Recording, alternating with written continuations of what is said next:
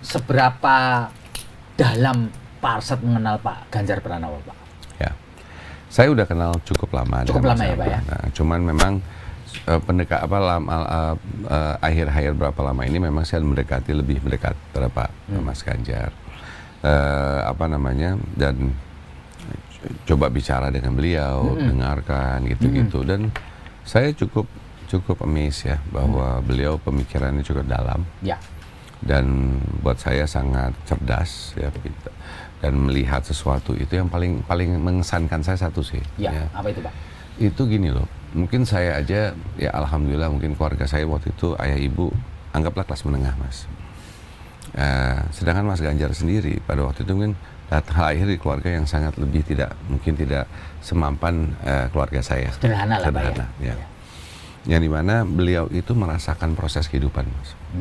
Dari bawah, ya dari seorang rakyat lah istilahnya, rakyat bawah yang naik merasai suatu proses. Jadi saya mungkin kalau saya juga mesti mengingat pada diri saya, karena mungkin saya mengetahui masalah dan segala macam. Tapi yang paling hebat, paling mesti ada tuh kalau ada merasai. Kalau merasai itu membuat keputusannya lebih pas gitu loh. Ya kan, makanya saya selalu kalau mau memutuskan sesuatu saya datengin, saya liatin, saya ini kan gitu. Nah, Mas Ganjar ini mengerti suara rakyat. Oh gitu. Ya. Nah, lebih lanjut lagi sudah mengerti dan mau tahu apa yang rakyat butuhkan. Nah, ini dengan perasaan, Mas, bukan hanya istilahnya tahu-tahu doang karena informasi dikasih tahu, merasai. Nah, ini penting buat saya. Seperti Pak Jokowi. Ya kan, Pak Jokowi kan juga gitu, datang dari bawah menjadi entrepreneur ya, dan akhirnya menjadi wali kota dan lain-lain. Nah, Mas Ganjar juga suatu proses kehidupan dia. Dia hidup waktu mulainya masuk ya kan di PDIP juga dari bawah mulainya.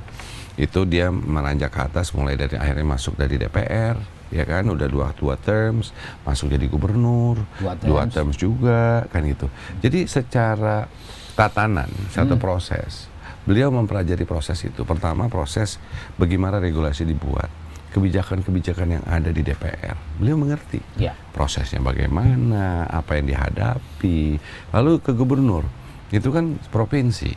Dia mengetahui bagaimana birokrasi, bagaimana harus berbicara, bagaimana menata itu. Jadi menurut saya adalah sempurna dalam arti kata.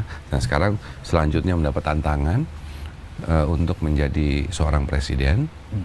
Saya rasa sudah waktunya untuk beliau, dan saya senang sekali ya, tadi umurnya bedanya nggak jauh sama saya, Mas. Kalau nggak salah beda setahun sama saya, beliau lebih tua setahun gitu. Gitu. Terima kasih sudah nonton, jangan lupa like, subscribe, dan share ya.